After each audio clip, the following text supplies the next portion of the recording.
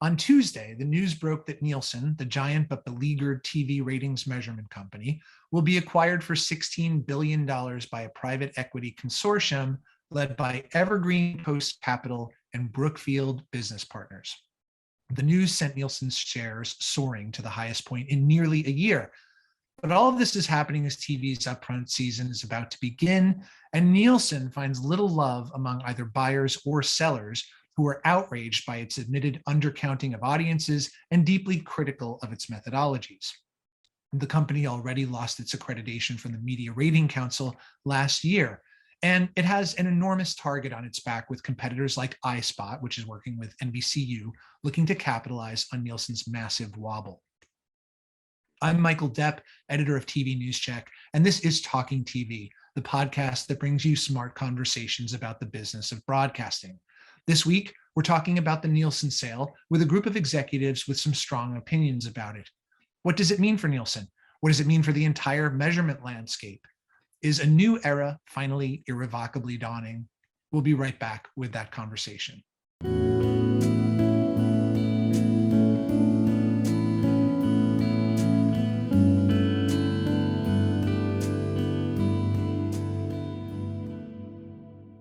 My guests today are Vikrant Mathu, co-founder of Future Today, an AVOD streaming player, Pierre Marc-Diennet, vice president, global product partnerships of Lotame, a data management platform, and Marc Zagorshi, CEO of DoubleVerify, an ad verification platform. Welcome to all of you. Thanks. Thank you. Great being here. So gentlemen, first, did this sale surprise anybody? It's me. I didn't think it was going through, and I thought it might be perhaps another month or so before we hear anything. But apparently, many talks. Mm-hmm. Otherwise expected? They've been on the block for a long time. It's been well known that they've been shopping or been shopped. They had an activist investor who now is their owner, and it was only a matter of time. So, Marc, just how badly is Nielsen on the ropes going into this? Look, I mean, so I have some intimate knowledge of the business. I sold a company to Nielsen several years ago. And when I sold the business, the stock was trading in the 50s. Right now, you look at the stock is worth half as much. And they have not been able to dig themselves out of a massive debt hole that they've created, which is, if you think about it, pretty insane for a company that was throwing off massive amounts of free cash flow. So from an operational and financial position, they have created a situation that, that an outside investor would look at and be aghast, number one, from a financial structure. But more importantly, so take the financial stuff aside, it's been clear that they haven't innovated at the pace that the market has required them to. They missed the whole CTV explosion, which all TV is now CTV. And they're living in an era of set-top boxes and diaries and, the ability to track a user from mobile phone in the morning to desktop in the afternoon to tablet in the evening and CTV at night. They've just never been able to adapt to that because of the classic innovator's dilemma, right? You make $2 billion a year from linear TV measurement. How do you walk from that? So Nielsen's wounds are self-inflicted. 100%. Mm-hmm. Pierre, do you want to briefly catalog Nielsen's many operational problems at this point?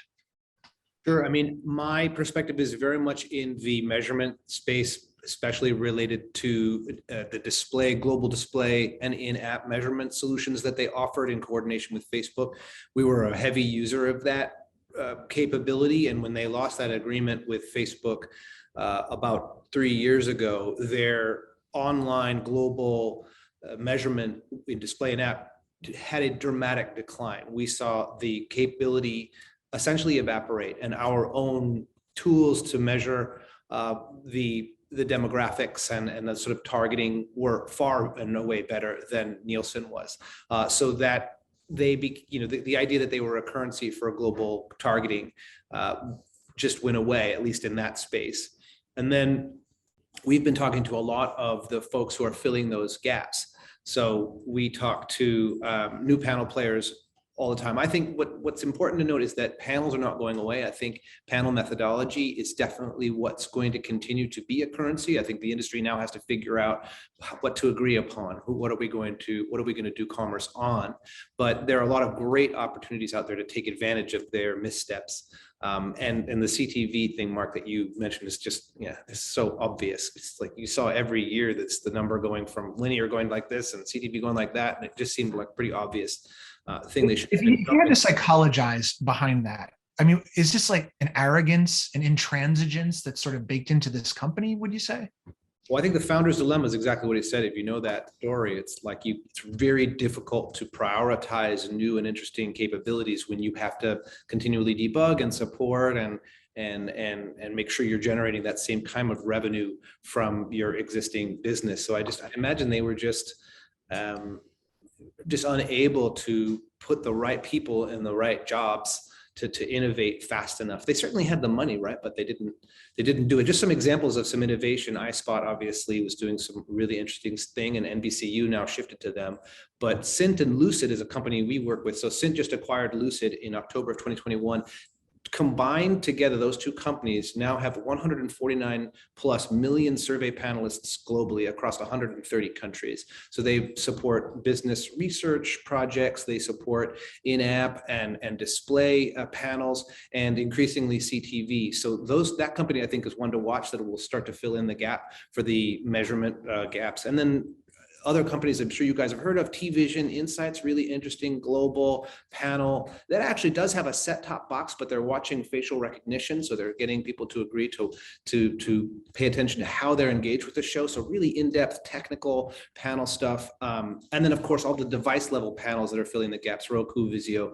And let's come back to those competitors potentially in just a minute.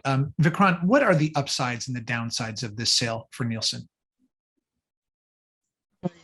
Sale is that, they sort of get to operate in a way and, hopefully make an impact in the industry, both on the television side as well as the streaming side, without the scrutiny of the public markets, right? Sometimes I feel like, when you're public, you have to sort of appeal to the short-term goals that the Wall Street expects from you. And sometimes that pushes down the long-term objectives that you have and the priorities that you may have, right? So I think the advantage for them is that by sort of going private, now they can make the investments without really being under the microscope and really focus on the long term.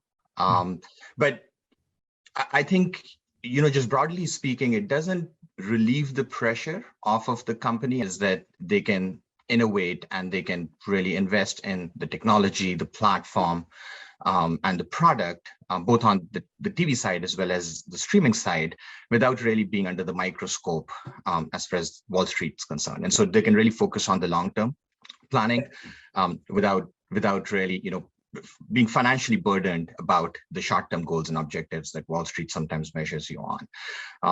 But I think, at the end of the day, it does not relieve the pressure off of the company, I feel like. In some cases, you can make the argument that private equity firms they're hard on you in terms of how, like Mark said, how you manage your financials, how you're operating and how you're, sort of from a cost perspective, running your operations. And so I think if anything, you could make the argument that there's still going to be as much of pressure internally as there was going to be before. Right. So they're not going to be under Wall Street. If they were to keep. They won't be under Wall Street scrutiny, but they will be now from this private investment company. So Mark, do you think that Nielsen's methodologies are likely to be scrutinized even further? Is there going to be a more intense vivisection of the company out of this sale? I don't think it changes the level of pressure that they have on their assets. I mean, that is just going to be consistent and growing based on the fact that both advertisers and sellers have lost faith in their credibility. They've lost accreditation. They've made numerous errors over the years. That doesn't get better or worse with a new owner. right? It's not going to change. At the end of the day, it's kind of like, hey, I need to buy your services. They still need to work. And I still have the same problems with them. I could care less if you're public or private. So I don't think it changes but what I do think is, as Vikrant noted, it changes their ability to actually invest in those solutions. And in one manner, you could say, hey, the public markets aren't going to put the pressure on them to be profitable. But I don't know if anyone here has ever dealt with private equity. The public markets are kitty cats compared to private equity guys who will come in and they will rip that company to shreds. You do not buy a company with that much debt and think, oh, let's just carry the debt for the next 5 years and invest into this business. No way. They're going to sell everything they possibly can from day one. So they're going to look at any asset they can sell and sell it off, get down to the core of what they think is valuable. And Nielsen has 14,000 employees. There's a lot of overhead there. They're going to see where we can shave costs. So does that give them more money to invest in their core product? Maybe. But again, the PE guys are not here to say, let's build a better solution. They're here to, how do we make as much money as possible from this investment? So there is a plan that they have that is about making money, not about creating better metrics, but about making money. Of course, they could always change the name too, try to change the conversation that way about the company, go with a meta kind of move. Vikrant, you are not particularly bullish about Nielsen's future generally. Why? Yeah, I just think, if you look at the trends in cord cutting and how streaming has exploded, over the last, I would say 3 to 5 years, I feel that, the TV industry that Nielsen has monopolized over the years, that's shrinking in general, right? And then if you, on top of that, layer in the, the lack of sort of growth that Nielsen has had, or a presence, if you may, in the streaming space, right? They haven't really been able to expand their business and transition into streaming very well. They're not really on the map. They're not competitive. I feel like even in the future, even if they become competitive, I think, the pricing power that they have enjoyed in the traditional television space, that's not going to carry over. I think across both fronts, streaming obviously is very, very competitive.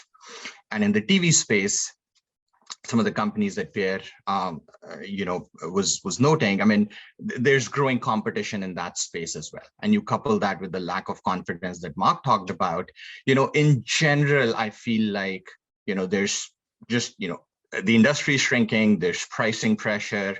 They really haven't been able to innovate and grow in streaming. And so if you look at the long term, I feel like, the prospects of the company are not that great. Now, having said that, I think in the short term, they're so entrenched in the television measurement and buying process that in the short term, I feel like they're not going away anywhere, right? But I feel like from a long-term perspective, they have a lot of challenges. Well, Vikrant, is this likely to help Nielsen with its streaming CTV challenges at all, do you think? I don't know. I mean, I think, as Marc said, right, it's going to be interesting to see how the new owners sort of evolve or transition the company to whatever plan they have, right? And streaming, if you just look at it at a high level, streaming should be a part of those plans, right? Because that's really where the future is. So that's where I feel like they should be making the investments and they should be growing. But as Marc said, who knows, right? Their focus is to make money on this transaction, and if streaming is a part of it, great. If streaming is not, then so be it. So Pierre, what does all of this mean for the measurement landscape at large? It means that fragmentation will increase and that there will be a lot of different ways in which to measure the effectiveness of both linear and display and CTV and all of the ways in which brand marketers are communicating with their users within the walled gardens, in search, in social, and it's going to continue to fragment. But we need a common currency, though. We do need a common currency. I think that there is still 10 years, I would say, of fragmentation before we get to a place in which the technology landscape allows for the kind of thing that Nielsen built, which took them a while, and they did a great job when they were entrenched and they were the currency, but it will take a long time.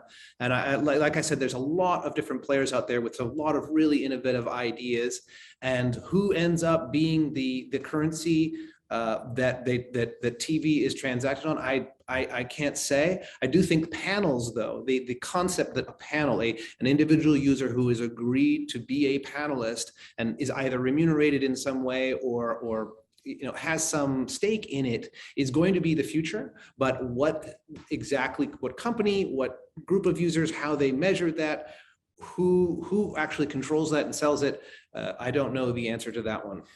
But 10 years, Pierre, that's 10 years of chaos. Can the industry afford that? Yeah, we're growing.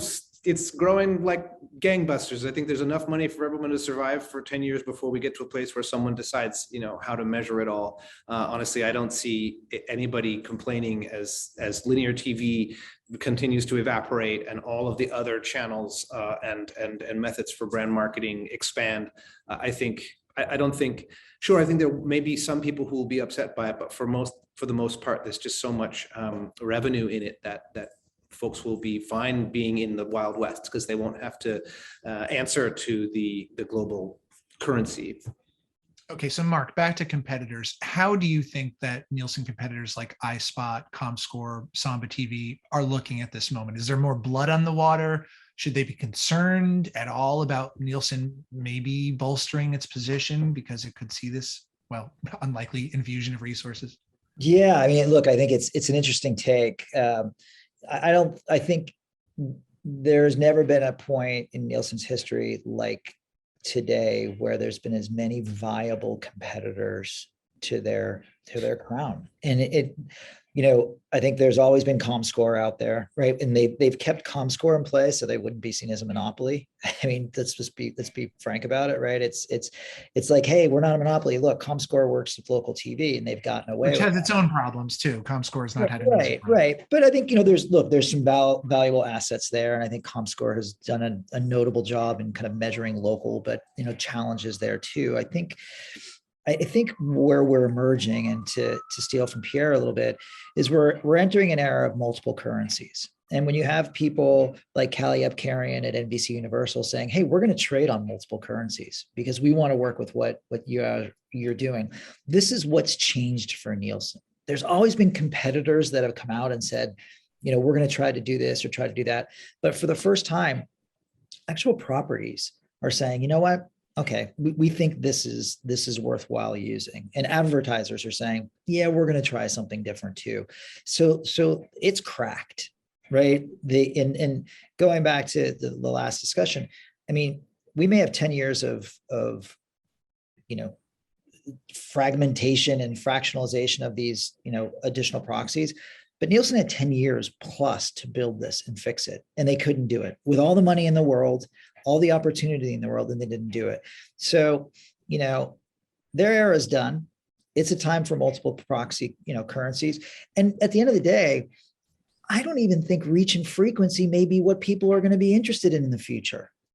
With the panels are great, et cetera, but that's always been a proxy for an outcome, right? Why does an advertiser want to know how many people they reach? Because they want to know what their chances are of selling a product. And that's what I really care about. I want to sell more stuff. If selling more stuff is better related to how many people click on an ad versus how many people it reached or how many people sign up for a form, like that's why digital has kicked TV's ass for the last 10 years, because the relationship between sales and viewership has never been tightly, meshed. We can do that now with digital. We can do it in CTV. So other proxies like attention, other proxies like engagement, they may be way more important than the fact that I reached, 3 million 18 to 24-year-old males. So what? If none of them bought your product, who cares what your reach and frequency is? Let's figure out how many products I sold.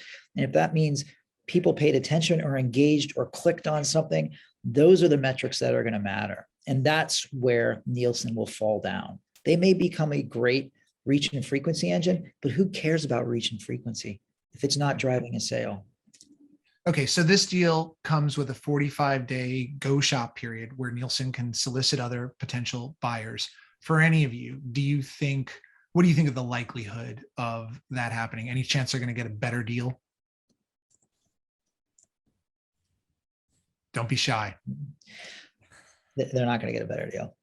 Yeah, I don't think so. There's not a better deal. All right, better be happy with what they've got. Well, that's all the time we have. I'd like to thank Vikrant Mathu, co-founder of Future Today, Pierre Marc-Diennet of Lotame, and Mark Zagorshi of DoubleVerify for being with me today. Thank you all. And thanks to everyone for watching and listening. We'll see you next time. A new episode of Talking TV is available most Fridays on TVNewsCheck.com. You can also listen and subscribe on YouTube, Apple Podcast, Google Podcast, and Spotify.